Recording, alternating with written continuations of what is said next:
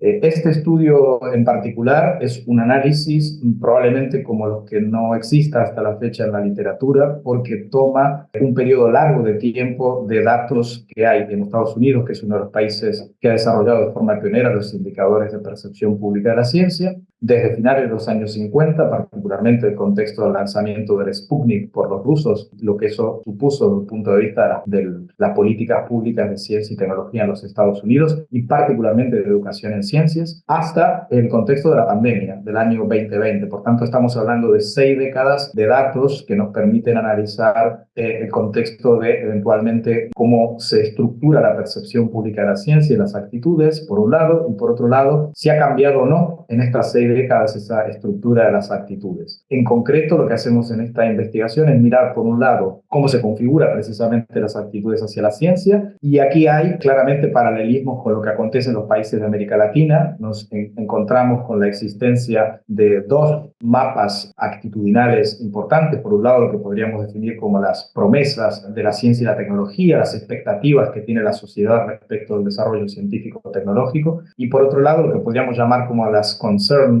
o reservas o todas las cautelas o críticas respecto al impacto social de la ciencia y la tecnología. Esa estructura de 2 dimensiones, de riesgos y beneficios, por así decirlo, se mantiene de alguna manera estable durante todas estas décadas, y es una misma estructura que hemos encontrado en los estudios de América Latina, en las encuestas de Brasil, en las varias encuestas de Argentina, en México y en otros países. Lo que es interesante desde el punto de vista de Estados Unidos es que tenemos 6 décadas para analizar esta estructura de los datos. En segundo lugar, lo que hacemos a partir de eso en el trabajo es estudiar qué factores son los que permiten entender o predecir esas actitudes en cada caso. Y uno de los aspectos importantes es que desde el punto de vista de las actitudes de expectativas o de los beneficios que puede reportar la ciencia y la tecnología, aparece claramente, por un lado, la información que las personas tienen en relación con las políticas públicas de ciencia y tecnología como un factor muy importante para mantener una actitud de alta expectativa, y por otro lado también las vinculaciones con educación en ciencias, con la atención a los cursos de ciencias, y menos otros factores como por ejemplo los factores de origen social, ¿no? Por ejemplo los factores de la composición de los hogares, etc.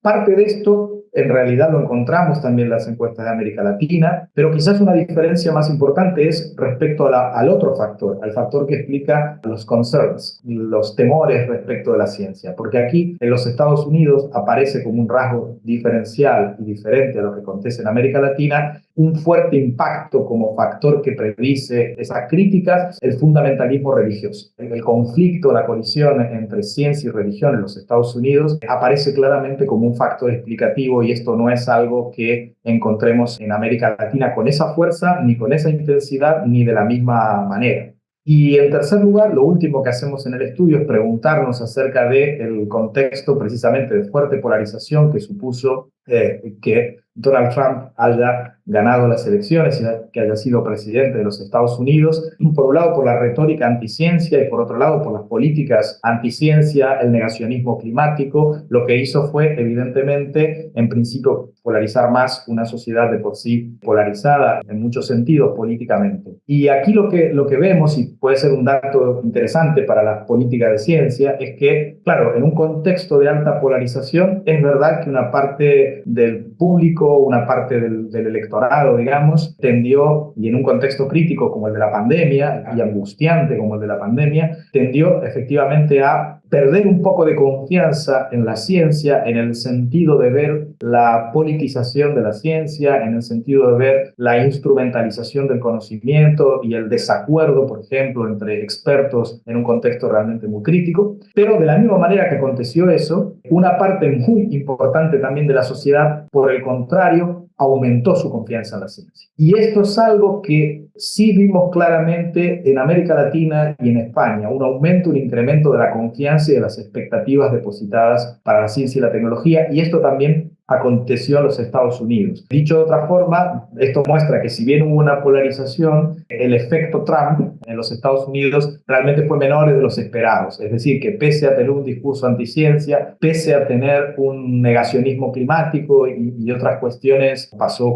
en Brasil con la presidencia de Bolsonaro y un ataque a la ciencia, pese a todo ello, eso no modificó las altas expectativas de la sociedad de los Estados Unidos respecto a el desarrollo científico-tecnológico, lo cual desde un punto de vista de las políticas científicas puede ser visto como una buena noticia, si se quiere, ¿no?